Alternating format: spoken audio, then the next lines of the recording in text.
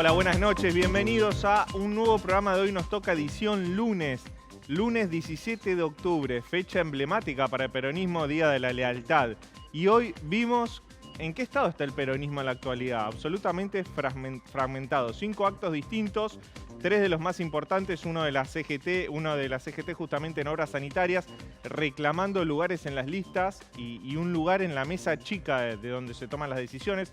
Por otro lado, el presidente Alberto Fernández inaugurando un tramo de la autopista Ezeiza-Cañuela, hablando y justificando por qué él decidió justamente participar en una inauguración de una obra pública, diciendo hacer es mejor que decir. Y por otro lado, el acto tal vez más numeroso, más importante en la Plaza de Mayo, el kirchnerismo, junto a sectores sindicales afines, como puede ser de la CGT Los Bancarios, de Sergio Palazzo, de Camioneros Pablo Moyano, Omar Plaini de Canillitas, y también ATE, participando de un acto en la Plaza de Mayo, justamente fustigando muy duramente al gobierno por el rumbo económico y por el programa que acordó con el FMI. Con un discurso muy fuerte de Máximo Kirchner, no solo contra el presidente, sino también contra la CGT, que reclama un lugar en las listas el año que viene. Para hablar de ese acto, vamos a contar con la visita de Hugo Cachorro Godoy, dirigente de ATE, que estuvo en ese acto, fue uno de los oradores. También mi compañera Lina Ramírez estuvo cubriendo para el canal el acto, nos va a contar cuáles fueron las impresiones que recabó trabajando allí. Por otro lado, vamos a hablar con Carlos Campolongo, un histórico dirigente peronista, sobre este estado particular del peronismo, esta disgregación, este estado. Algunos dicen que cuando los peronistas se pelean se están reproduciendo, como dijo Juan Domingo Perón. Otros, por otro lado, ven una situación mucho más dramática al interior del Frente de Todos. Para finalizar el programa, salimos de las fronteras nacionales, nos vamos a China un ratito. El próximo lunes, la próxima semana, se elige quién va a ser el próximo líder del Partido Comunista Chino durante los próximos 5 años, y todos los boletos están con el nombre de Xi Jinping, el actual líder, que rompería una histórica tradición inaugurada por Deng Xiaoping, que decía que los líderes del Partido Comunista Chino solo podían estar en ese cargo 10 años. Bueno, él ya cumplió los 10 años y aparentemente lograría conquistar 5 años más. Para hablar de eso tenemos a uno de los chinólogos que más sabe de ese país en la Argentina, Jorge Maleno, un profesor de Relaciones Internacionales especializado justamente en China, que nos va a explicar cuáles son los desafíos que tiene ese país a nivel doméstico e internacional en los próximos años. Pero para cerrar un poquito esta apertura, esta venta, quiero enfocarme un poco en la figura del presidente, Alberto Fernández. Desde el viernes al día de hoy, tuvo 2 discursos, el del viernes en el coloquio de IDEA ante empresarios y hoy justamente en el Día de la Lealtad, en los cuales parece haber relanzado ya no su presidencia, sino su proyecto de ir por la reelección, ¿no? Un proyecto que no comparte casi nadie dentro del Frente de Todos, solo él y algunos dirigentes muy cercanos a él. ¿Y por qué digo esto de que se relanzó? Bueno, porque cuando fue a Mar del Plata a hablar ante los empresarios, no solamente criticó a Macri, sino que también criticó a su vicepresidenta, Cristina Fernández de Kirchner, sin nombrarla, al decir que en su gobierno, por Alberto Fernández, no se pidió un centavo para hacer obras públicas, no se le pidió a las empresas, y tampoco se le mandó a la FIP a esos empresarios críticos con el gobierno. Un discurso que destacó la institucionalidad del gobierno de Alberto Fernández, ¿no? Y hoy tuvo otro acto en el cual intentó relanzarse al criticar muy duramente a Mauricio Macri, justamente al decir alertar que Macri intentaría volver al poder para quitarle a los argentinos los derechos que se han conquistado. Ahora yo me pregunto, ¿los derechos no se licúan si casi la mitad de tu población está bajo la línea de pobreza? ¿Se puede hablar de derechos en abstracto cuando tenés un 8% de indigentes en la Argentina y que ese dato en el primer semestre aumentó y que se espera que en el segundo semestre de este año sea aún peor? ¿Se puede hablar de derechos en abstracto cuando muchos ciudadanos de este país pasan hambre? Es difícil llevar la discusión al abstracto, hay que hablar un poco más concreto, ¿no? Pero es interesante esta pelea o esta discusión retórica de qué es el peronismo y quién es peronista y quién no lo es. Si nos fijamos, desde la vuelta de la democracia hasta el día de hoy, el gobierno de Alberto Fernández falló en ciertos ítems que gobiernos peronistas previos habían tenido éxito. ¿En qué te estoy hablando? Por ejemplo, inflación. Inflación, el gobierno de Carlos Menem logró bajar la hiperinflación que recibió de Alfonsín con el plan de convertibilidad y logró cierta estabilidad durante casi una década. Luego, el gobierno de Néstor Kirchner y el primer mandato de Cristina Kirchner tuvo como logro el aumento del poder adquisitivo de los asalariados. Bueno, Alberto Fernández en esas dos áreas falló. Recibió una inflación del 54% en 2019 y este año la va a duplicar, es decir, aumenta un 100%.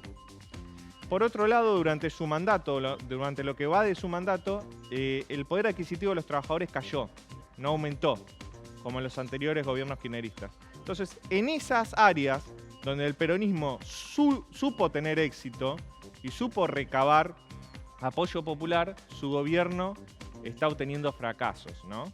Por eso llama la atención también que en el coloquio IDEA él reivindique logros que están más vinculados a la institucionalidad. Un área que tal vez le interesa más al radicalismo, al PRO, a la coalición cívica, y no ha sido una reivindicación histórica, por lo menos del peronismo. Bueno, un presidente Alberto Fernández que va a tener muchos problemas, no solo económicos, le quedan 14 meses de mandato, la inflación se está acelerando, sino cuando venga el año que viene y se discutan las listas, él quiere que haya primarias, paso. Bueno, todavía no sabemos si la va a haber. Pero sin dudas, dentro de Frente de Todos, la persona que va a tener la lapicera seguramente va a ser la vicepresidenta, que es la que tiene más apoyos dentro de Frente de Todos hoy por hoy. El presidente, si quiere ir por su reelección, va a tener muchos problemas, tanto políticos como económicos. Pero para hablar de los problemas de la gente, vamos a tener estas entrevistas que te contaba hoy. Inflación, pérdida del poder adquisitivo de los trabajadores, salarios, bonos para jubilados. Bueno, ¿cuáles son las medidas que el gobierno debiera implementar de acá hasta que termine su mandato? Le vamos a preguntar eso a los entrevistados que tenemos hoy. Quédate hasta las 22 en el canal de la ciudad. Arranca Hoy Nos Toca de la siguiente manera. Ni la deuda, ni la pandemia, ni la guerra nos ha detenido. Y vamos a seguir adelante haciendo que la Argentina se ponga de pie. Lo digo en estos días donde muchas bolsas se alzan reclamando libertad. No somos nosotros los que perseguimos, los que espiamos, los que creamos causas judiciales, los que tenemos mesas judiciales. No somos nosotros, ¿eh? No hubo críticas al gobierno, hubo reclamos. Si hubiera sido opositor este acto, yo tiraba un paro nacional. Son reclamos para que el gobierno también vea que hay una gran parte de la población que está pidiendo fundamentalmente la inflación y dinero en el bolsillo de los trabajadores. Estamos con sabor amargo, no estamos contentos con lo que está pasando en nuestra Argentina. Pero no alcanza esta situación con lo que se hizo. Nosotros necesitamos garantía de gobernanza. Todos sabemos lo que son los planes sociales, que no es trabajo. No queremos que nuestros hijos, nuestros nietos y demás estén cobrando un plan social. Queremos trabajo digno, porque si hay algo que aprendimos el 17 de octubre es diferenciar lo que es un plan social y un trabajo digno. Y se nos dijo, en un gobierno peronista, la CGT es parte del gobierno. Y la CGT no está sentada en los lugares donde se define la política. No solamente son parte del gobierno, son el gobierno y son el poder. Hace poco escuchábamos a la vicepresidenta decir que una banda y un bastón no determinaban si era poder o no. Yo lo que digo es, la cámpora no solo es gobierno, sino es poder. Los desafíos por delante no es ver quién tiene lugar en las listas de concejales, diputados, senadores, con la situación en la que está nuestro pueblo. Juntarse para pedir una banca y después cuando tienen la banca el día que hay que votar fondos buitres en contra, no aparecen. Primer bloque, en Hoy Nos Toca, el peronismo está rojo vivo. Lina, ¿cómo andás? Buenos días. Buen día, buenas noches. Buenas noches, perdón. Estuviste en el acto ese, el de Plaza de Mayo. Estuvimos en el acto de Plaza de Mayo, un acto que empezó sobre las 16 horas con diferentes oradores, desde el sindicalismo, el gobernador de la provincia de Buenos Aires. ¿Mucha gente? Mucha gente, sí, mucha gente, menos que la de ocasiones anteriores. La Plaza de Mayo estuvo bastante llena, pero un poquito menos que la que cubrimos el año anterior, por lo menos. Bueno, para hablar de eso, para hablar de lo que pasó en la Plaza de Mayo, los discursos políticos y las reivindicaciones que se le exigieron al gobierno, tenemos el siguiente invitado. Hugo Cachorro Godoy es secretario general de ATE, secretario adjunto de la CTA Autónoma, hincha de Gimnasia y Esgrima de La Plata. ¿Cómo andás, Hugo? Bien, un poco cansado. Hoy ha sido un día largo, importante, pero muy importante. Imagino. Así que ¿Qué balance haces del acto? Estamos muy satisfechos, primero por el grado de unidad de diversas organizaciones, más de 100 organizaciones.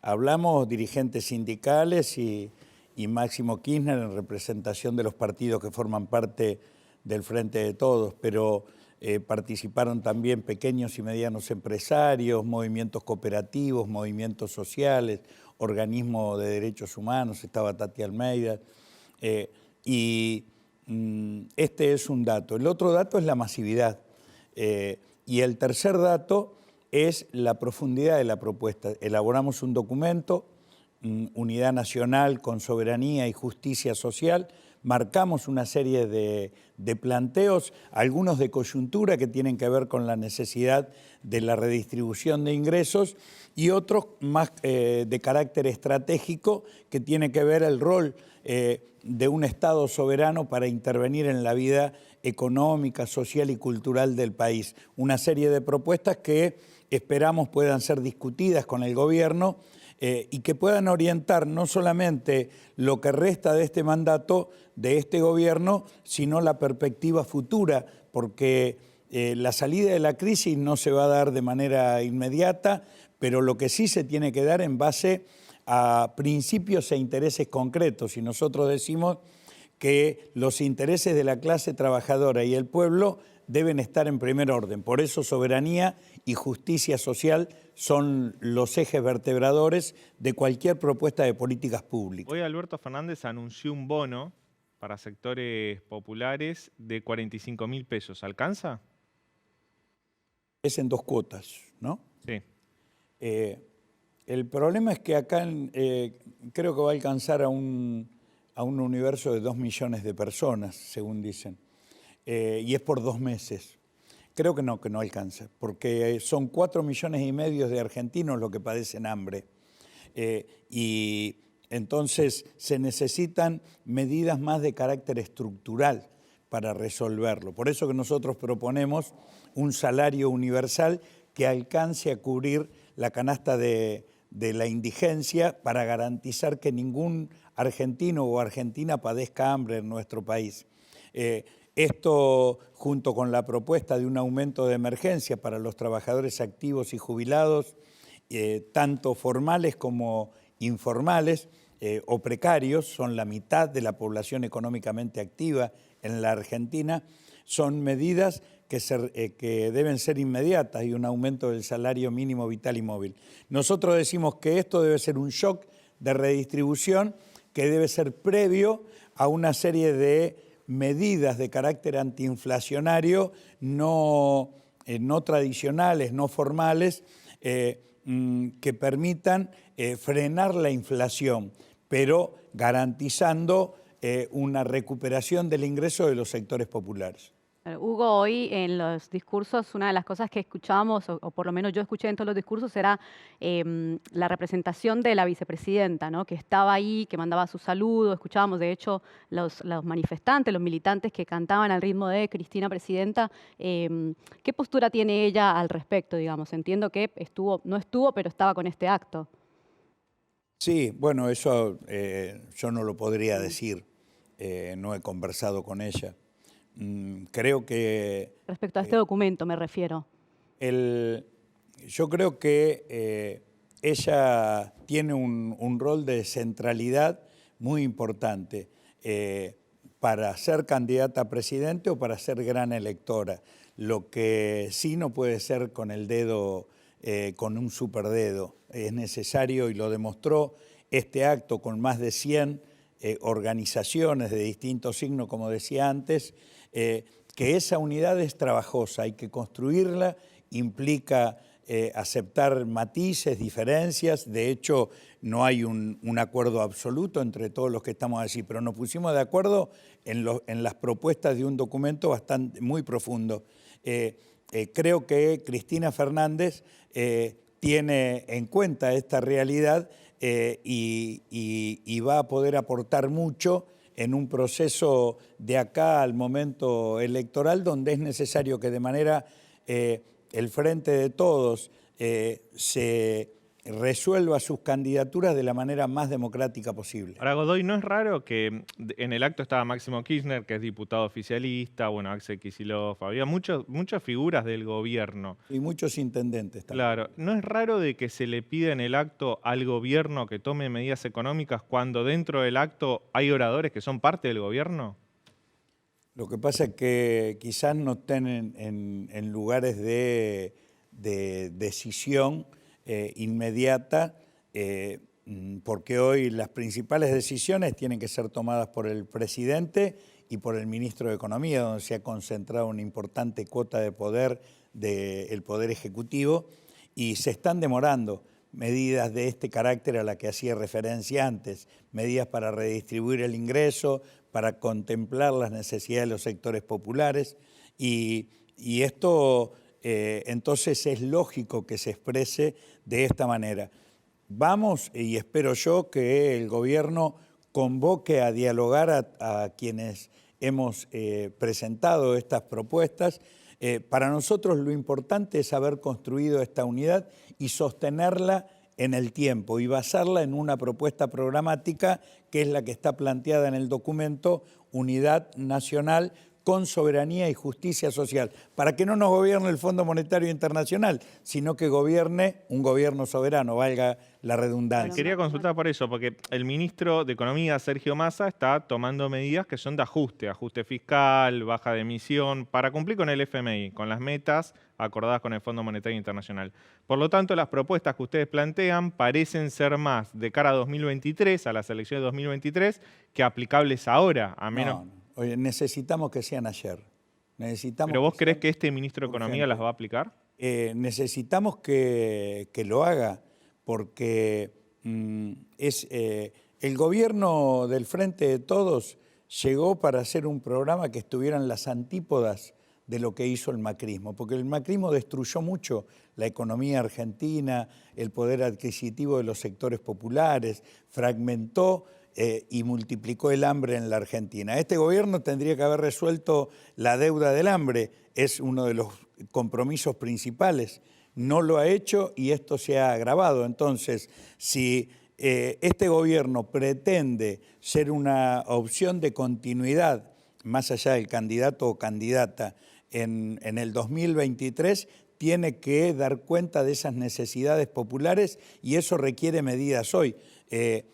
Tanto Alberto Fernández como Massa y otros funcionarios del gobierno tienen esa responsabilidad. Nosotros fuimos a la plaza hoy para decir con claridad que hoy hay un pueblo movilizado que ya no puede esperar más y que este estado de movilización va a ir creciendo en la Argentina. Hasta ahora el contrato, hasta ahora el contrato electoral del Frente de Todos, ese por el cual se formó, ¿se cumplió o se incumplió? No. No. Está pendiente gran parte de eso. Claro. Y eso es lo que y eso no tiene explicación. Podrán dar explicaciones varias, la pandemia, la crisis económica mundial, la guerra en Ucrania, la crisis sistémica del sistema capitalista a nivel mundial, los desastres que hizo el macrismo, y seguramente son todas razones con cierto fundamento. Pero también es cierto que el país sigue generando riqueza y que esas riquezas se concentran cada vez en menos manos y la distancia entre los sectores enriquecidos con los sectores empobrecidos es cada vez más ancha. El gobierno tiene la responsabilidad de achicar esa brecha y fundamentalmente terminar con el hambre. Y esto está a tiempo de hacerlo. Hay condiciones económicas, políticas para hacerlo. Lo que se requiere es un coraje y una decisión de tener en cuenta lo que hoy se planteó en la plaza. ¿Y cómo convive el peronismo con, por ejemplo, los diferentes actos o como, por ejemplo, el reclamo de Máximo que hacía referencia a que los trabajadores están esperando a que dejen de traicionarlos? ¿Cómo convive el peronismo de cara al 2023 y de cara a estas medidas que vos decís que se deberían tomar, que muchos calificaban como medidas peronistas? Mirá, Yo creo que el Frente de Todos es algo más que solamente el peronismo, en primer lugar. Hay una importante presencia mayoritaria, pero incorpora a otros sectores de nuestra sociedad. Creo que sí, que hay contradicciones, esto fue desde el principio. Eso no impidió al gobierno, al contrario, lo dotó en el primer año de gobierno de una capacidad y una creatividad para dar respuesta en un momento de mucha criticidad, el comienzo de la pandemia, el gobierno que recién iniciaba con el desastre que había dejado el macrismo, las imposiciones y extorsiones del Fondo Monetario Internacional. Sin embargo, tuvo capacidad de dar respuesta. Esa capacidad se perdió, la tiene que recuperar. Si los funcionarios del gobierno no se animan, hay un pueblo que está decidido a movilizarse y creo que lo demostró esta plaza de hoy en pos de esos objetivos. Creo que eso va a permitir que el gobierno, los principales responsables del gobierno, reflexionen y abran los espacios de participación que hoy todavía están pendientes de ser abiertos. Hugo, la última. ¿Los trabajadores que representás en ATE este año le van a ganar a la inflación o pierden poder adquisitivo? Este año le ganamos a la inflación en un 70% del universo de trabajadores, que son los que menos cobran. En un 30% estamos del universo total de trabajadores del Estado, estamos perdiendo capacidad adquisitiva. Pero tenemos el compromiso y hemos llegado al acuerdo de que en enero hay una nueva revisión salarial. Estoy hablando del Estado Nacional, 280.000 trabajadores de la Administración Central del Estado Nacional. Después hay otros 280.000 que son Fuerzas Armadas, Servicios de Seguridad, etcétera, que también forman parte del Estado Nacional, pero que no se rigen por la paritaria.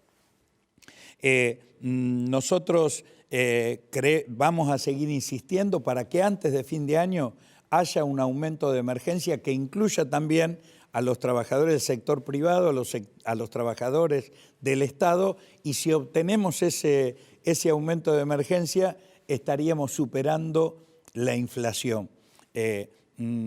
Por eso es que para nosotros es tan importante toda esta serie de reclamos y planteos y propuestas que estamos haciendo al gobierno.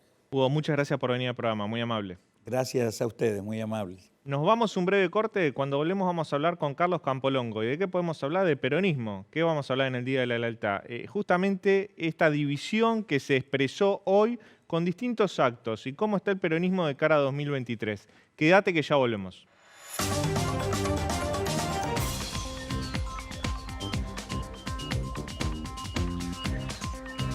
Segundo bloque, no hoy nos toca, nos metemos de cabeza en el peronismo y en el Día de la Lealtad.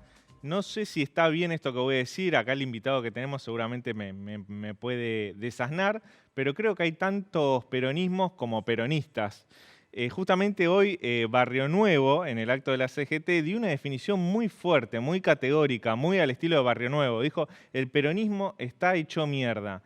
Para preguntarle si comparte con esta mirada o no, tenemos el siguiente invitado.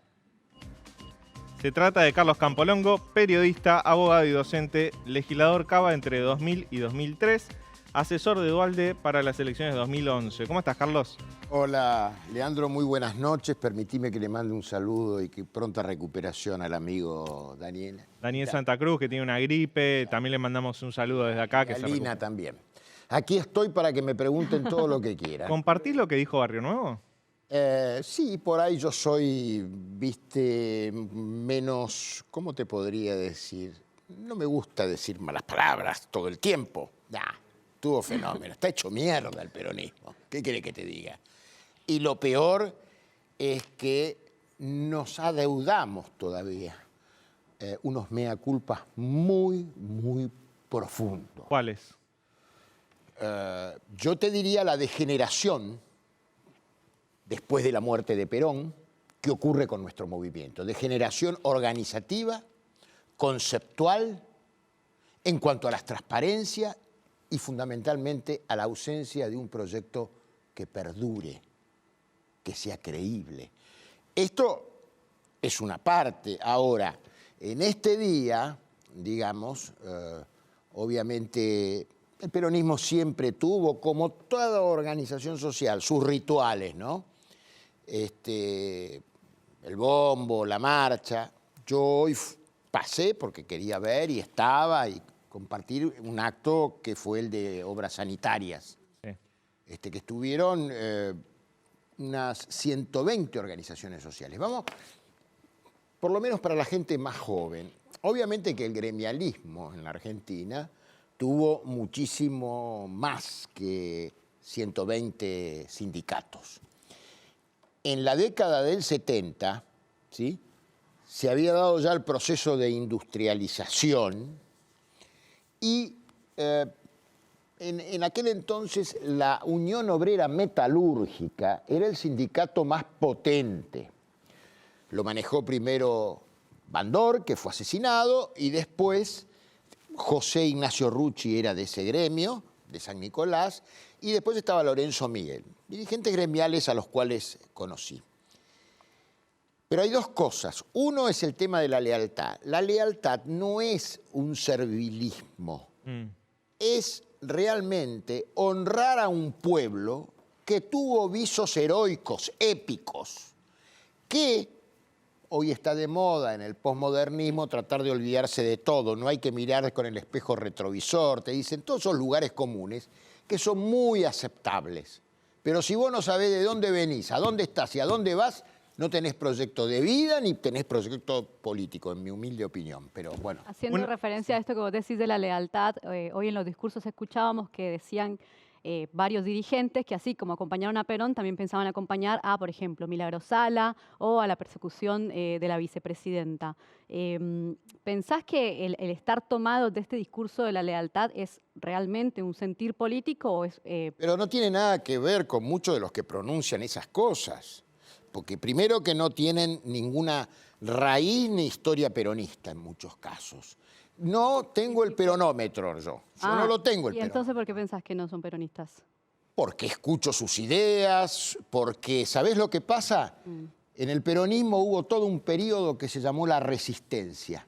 Desde el 55, después del bombardeo de la Plaza de Mayo, hasta el 73, en que vuelve la democracia por un corto tiempo en nuestro país, con Cámpora presidente primero y con Juan Domingo Perón elegido por tercera vez y por 62%.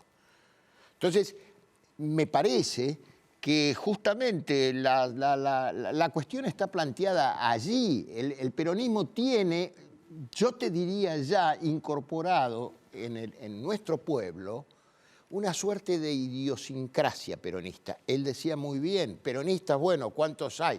Perón tenía un viejo chiste que lo hizo frente a un periodista español cuando le preguntaron, bueno, ¿cuántos radicales hay? ¿Cuántos conservadores? ¿Cuántos liberales? ¿Cuántos socialistas?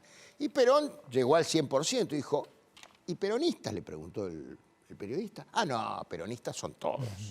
Digamos, Perón era un tipo que tenía...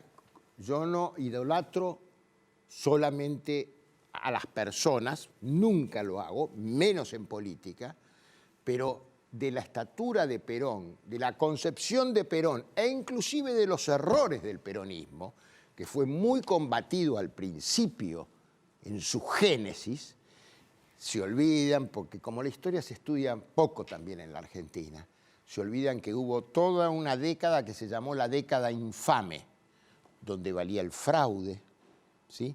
Valía un montón de cuestiones que no constituían una democracia verdadera. Y el peronismo no se constituyó en 1945. El peronismo fue planificado por Perón, no se llamaba peronismo, naturalmente, en 1943. ¿Y de los actos de hoy, cuál fue el más peronista para vos? Bueno, yo en eso trato de ser prudente, por eso te decía, no tengo el peronómetro, pero es muy claro que hay un montón de ideas circulando que no tienen nada que ver con el peronismo. El primero es la colaboración de clases. El segundo es lo de la lealtad, que te lo reafirmo. Yo veo funcionarios, importantes funcionarios, que una vez dijeron la marchita peronista, métansela en el culo. Se llama Aníbal Fernández. Viste que digo, es una mala palabra, pero bueno. Está muy bien. y cuando necesito del peronismo lo saco. Yo fui de la comisión, ¿sí?, que quería levantar el monumento, no el que inauguró Macri finalmente, no ese, el que tenía una ley nacional y de la ciudad para erigirlo cerca de la Casa de Gobierno. Y bueno, no me hagan hablar. Ahora, Carlos, el peronismo surge representando a los trabajadores, dándoles derechos Sí, a los trabajadores que los trabajadores no tenían, ¿no? Sí. Hoy, teniendo en cuenta de que casi un 40% de la población argentina está debajo de la línea de pobreza y que muchos de esos pobres son trabajadores, ¿el peronismo los puede representar o los está representando? Es una obligación ético-política, porque si no, no tendríamos razón de ser, no tendríamos sentido en nuestra existencia. Por lo menos para mí, que yo vine, digamos, del peronismo y de cierta parte de la doctrina social de la Iglesia, ¿sí?, como los principios, y milité siempre en el peronismo. ¿Y este gobierno los está representando a los trabajadores? Para mí no. Un gobierno peronista no puede empobrecer más a los trabajadores. Ahora, por eso te digo, acá hay errores de todo el mundo, de dirigentes, de los que no son dirigentes y somos sociedad, de los que no revisamos las cosas, y hay algunas historias que no se cuentan, ¿me entendés? Por ejemplo, decirte, está bien lo del endeudamiento que se triplicó casi con la dictadura militar, ¿sí? Entonces, tenerlo presente. Pero todos los gobiernos posteriores la fueron cuanto menos duplicando a la deuda externa, que la deuda externa siempre se puede negociar, pero tenés que tener ciertos factores que van más allá de la economía, porque para mí la política no es la macroeconomía solamente. Es la importancia de la macroeconomía, pero es tener un proyecto. En este momento coincido en eso con lo que me decías al principio. El peronismo está hecho mierda como idea política. Por más que junte gente, lleve gente, ¿dónde está el debate político? Y además, te agrego, el peronismo no fue nunca un partido político solamente. Fue la composición de otra forma de concebir las cosas, en donde incorpora al movimiento obrero. Hoy se lanzó en obras sanitarias una continuidad de lo que fue los gremios importantes, industriales y de servicios que tuvo nuestro país, ¿sí? Bueno, se llamaba las 62 organizaciones. Ahora va a ser una nueva agrupación con sindicatos grandes, por eso te decía, 120 sindicatos, 4.000 delegados de base. ¿Por qué? Porque está perdiendo además esto que vos estás señalando. Y en ese sentido hay quien nos empuja, y yo no soy macartista para nada, lo he leído a Marx. Ahora, que no me vengan los extremos a correrme, ¿eh? Ni por izquierda ni por derecha, ni con los nuevos títulos de libertario, soy libertario. Conozco esta historia desde hace mucho tiempo. Perdóname que hable con énfasis. No, está perfecto. Y Carlos, otra cosa que siempre tuvo el peronismo fue un conductor. Sí. El concepto de conductor es fundamental en la historia del peronismo. Absoluta. ¿Hoy tiene un conductor? No.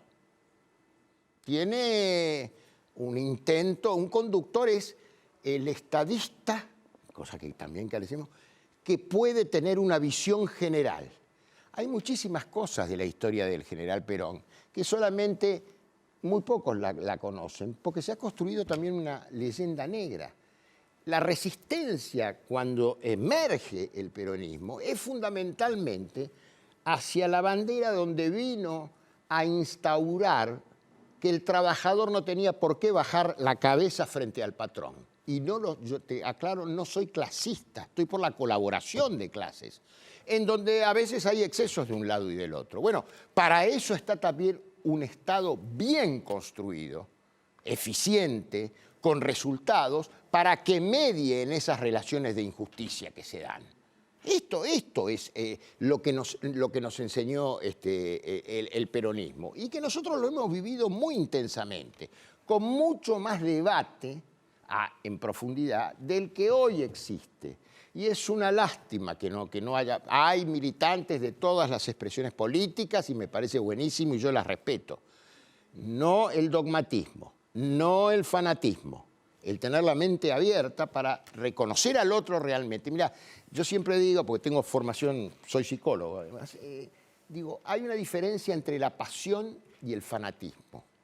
En la política hay que ser apasionado, lo que no hay que ser es fanático. El apasionado nunca desconoce al otro, el fanático sí, es como si no existiese. De cara... Sí, perdón. Lina. Hoy cuando hablábamos con Pablo Moyano haciendo referencia a los distintos actos, él decía que el peronismo siempre tuvo sus diferencias, siempre todos discutieron, pero que al final, a la hora de representar a los trabajadores, podían unirse. ¿Compartís esta idea y compartís que estos 4 actos estén realmente unidos? A ver, habría que matizarlo un poco. Lo de la coalición es cierto. Perón trató de tener, y lo tuvo después, un vicepresidente radical. Primero a Sabatini y de la línea Córdoba, radicalismo, no cuajó eso.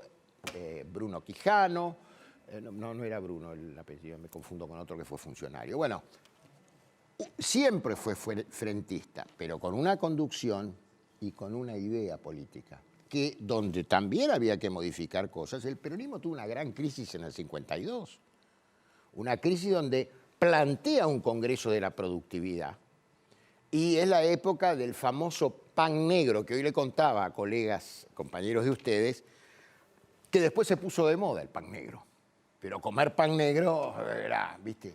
Entonces a mí me parece que con todos sus errores, el peronismo tendría cosas para, no sé de qué manera, pero la idea que quisiera transmitirles es la idea del trasvasamiento generacional. Palabra en abstracto que simplemente la voy a explicar. El trasvasamiento generacional es lo que da cohesión a las sociedades. Esto fue muy bien explicado por Ortega y Gasset.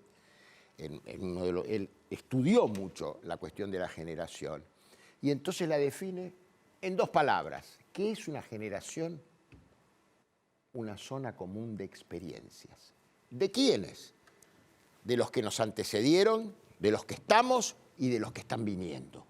Esta es la idea de una cohesión social que no la tenemos hoy. Entonces se nos meten las ideas donde la gran discusión es, ¿nos quedamos con el individualismo como centro del hombre o combinamos equilibradamente lo individual que cada uno de nosotros tenemos como personas junto con la comunidad, una comunidad organizada? Para cerrar, Carlos, ¿qué liderazgo te entusiasma de cara a 2023? Y si lo digo me echan del peronismo.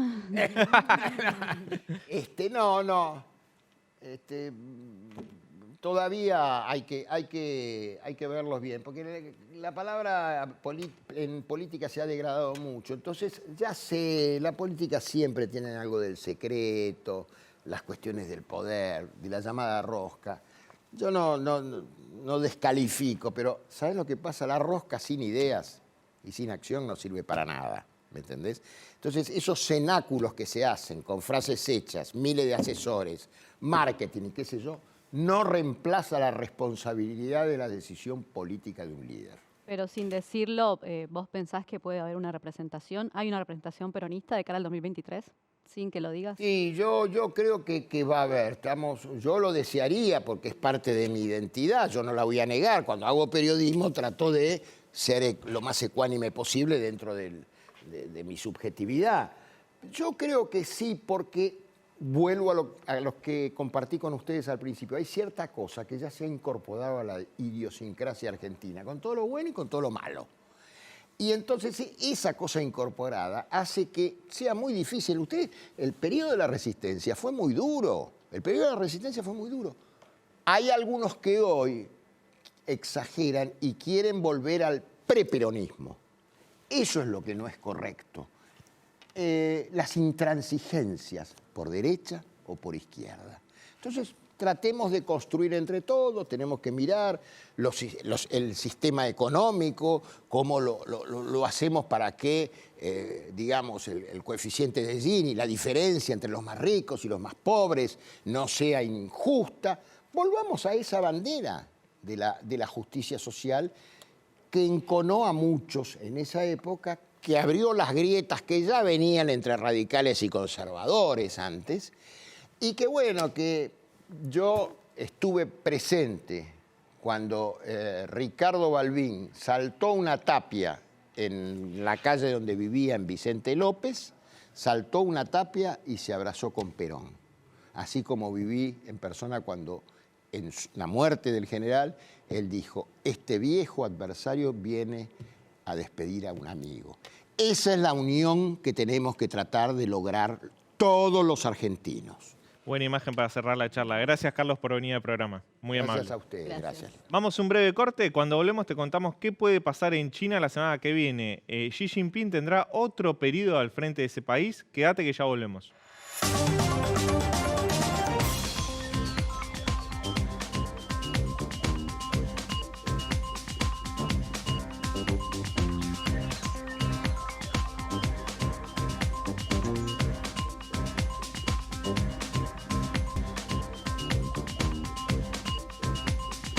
Tercer y último bloque, hoy nos toca, nos vamos volando a China.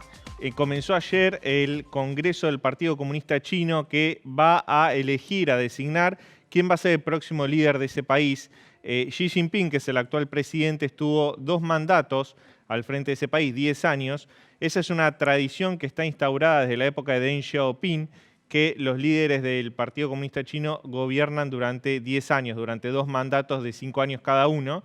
Si se confirman los rumores que circulan, Xi Jinping rompería esa tradición y gobernaría otro mandato más, es decir, un tercer mandato al frente de la potencia asiática. Para hablar de eso tenemos el siguiente invitado. Jorge Malena es director del Comité de Asuntos Asiáticos del CARI, director de la especialización en estudios sobre China y la UCA y director del programa ejecutivo sobre China contemporánea UCA, uno de los especialistas que más sabe de China en la Argentina. Jorge, ¿cómo estás? Buenas noches, ¿cómo te va?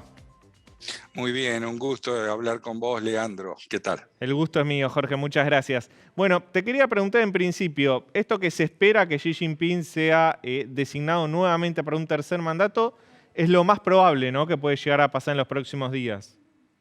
Sí, efectivamente, porque tan pronto comenzó su segundo mandato, promovió una reforma constitucional donde fue abolida la cláusula que mencionaste en el sentido de que solamente se podía tener 2 mandatos en el poder. Por lo tanto, lo que se está esperando cuando el próximo lunes se anuncie la lista de las nuevas autoridades del partido es que Xi Jinping no solo sea parte de su comité central, de su buró político, del comité permanente del buró político, sino también secretario general del Partido Comunista de China. ¿Y cuáles son los desafíos que tiene de cara a estos próximos 5 años Xi Jinping al frente de China y la propia China a nivel doméstico? Bueno, para empezar con el plano interno, se destaca hacerle frente a una situación económica que se ha visto bastante afectada por la pandemia, porque si bien en términos comparativos en el año 2020 China fue uno de los países en donde el PBI decreció de menor manera en términos comparativos, sin embargo, en estos últimos 2 años, la continuidad de los encierros establecidos por no poderse poner fin a la pandemia ha terminado afectando la producción y por lo tanto el crecimiento económico. Había una versión que decía que levantaría China la política de cero COVID luego de este Congreso del Partido Comunista Chino. ¿Vos creés que eso es probable inmediatamente cuando termine el Congreso o que va a ser algo que va a ser más gradual? Bueno, es uno de los rumores que ha trascendido, incluso la realización hace pocas semanas atrás del primer viaje de Xi Jinping al exterior desde fines del año 2019, llegó a pensar que el partido estaba asumiendo esta apertura. Sin embargo, por las noticias que llegan en otro ámbito, como por ejemplo lo que tiene que ver el turismo, el regreso de estudiantes extranjeros, etcétera, se está haciendo con cuentagotas, entonces es todo un dilema saber qué van a terminar haciendo en la materia. Jorge, y en el contexto actual de guerra y en el contexto mundial, ¿qué representa que él llame a los suyos como a acelerar el desarrollo militar? Sí, sí, existe una gran preocupación en China por lo que se está caracterizando como una política de contención por parte de los Estados Unidos, no solo iniciada por la administración Trump, sino que continuada por la administración Biden, y esto básicamente genera una mayor preocupación a la luz de que la actual administración estadounidense está conformando una gran coalición a partir de sumar los países del G7, de la Unión Europea, de la OTAN, del Foro de Seguridad Cuadrilateral, e incluso el año pasado se alentó la creación del AUKUS. Entonces, desde la percepción china, el riesgo de una contención militar y de operaciones militares hostiles a China es cada vez mayor, y por lo tanto el secretario general alienta a estar preparados. ¿La reunificación de China y Taiwán es uno de los objetivos para el próximo gobierno chino? Sí, sí, sí. El propio Xi Jinping ha hecho alusión en su informe del día domingo a que parte de lo que él da en llamar el rejuvenecimiento de la nación china incluye lograr la reunificación, a la luz de que ellos en 1997 habían logrado la incorporación de Hong Kong, en el 2000 la de Macao, y lo único que resta es el territorio de Taiwán. Vos, Jorge, viviste y estudiaste en tu juventud en China. ¿Cuánto cambió el país desde ese entonces que vos vivías ahí al día de hoy? Totalmente, es realmente un país totalmente diferente, si bien por supuesto hay que reconocer que yo pisé China por primera vez siendo adolescente hace un poco más de 40 años atrás, y los cambios han sido absolutos. Es más, en la actualidad uno viaja a China, a cualquier ciudad, provincia, vuelve 2, 3 años después y el paisaje urbano especialmente ya ha cambiado. ¿Puede China convertirse con este plan de Xi Jinping en líder planetario? Bueno, el presidente ha hecho referencia a que para el año 2049, en consonancia con lo que es el centenario de la proclamación de la República Popular China, el país, y cito textualmente, logrará la preeminencia en el concierto de naciones. Esto genera muchas especulaciones a la hora de analizar, no obstante lo cual, más allá de lo discursivo, es una realidad a que, si tenemos en cuenta el crecimiento económico de China, aún siendo afectado por la pandemia, es muy probable que en los próximos 5 años esté superando al PBI de los Estados Unidos. Jorge, última pregunta, y te pido por favor breve porque estamos terminando el programa, pero me parece importante cerrar con esto. Si gobierna 15 años Xi Jinping, ¿gana un lugar, un sitial dentro de los liderazgos más importantes de China, como por ejemplo Mao y Deng Xiaoping? ¿Gana un lugar en ese conjunto de liderazgos él? Yo creo que la cosa no solo va a pasar por la cantidad de años que él permanezca en el poder, sino por su obra. Y es una realidad que él ha puesto coto a la pandemia, ha promovido el crecimiento económico, ha logrado limitar la hostilidad de los Estados Unidos, para citar algunos de los ejemplos. Es decir, que en términos comparativos casi está a la altura de Deng Xiaoping. Estupendo. Jorge, muchísimas gracias por esta entrevista. Siempre es un gusto hablar con vos y gracias que nos hayas atendido, hayas tenido la deferencia de charlar con nosotros acá en el canal de la ciudad. Encantado, gracias por la convocatoria. Buenas noches a todos. Buenas noches. Bueno, Lina, llegamos al final. ¿Cómo la pasaste? Llegamos al final, la pasé muy bien. ¿Vos? Muy bien. Le mandamos un saludo a Daniel Santa Cruz, pobre, que está un poco enfermo. Esperamos que en los próximos días esté recuperado. Y bueno, nada, nosotros te esperamos mañana a las 21 horas en el canal de la ciudad para darte más información de lo que está pasando en Argentina, en el mundo, en el programa Hoy Nos Toca, con Daniel Santa Cruz, pero mañana seguramente sin la presencia de Daniel. Nos vemos mañana. Hasta mañana.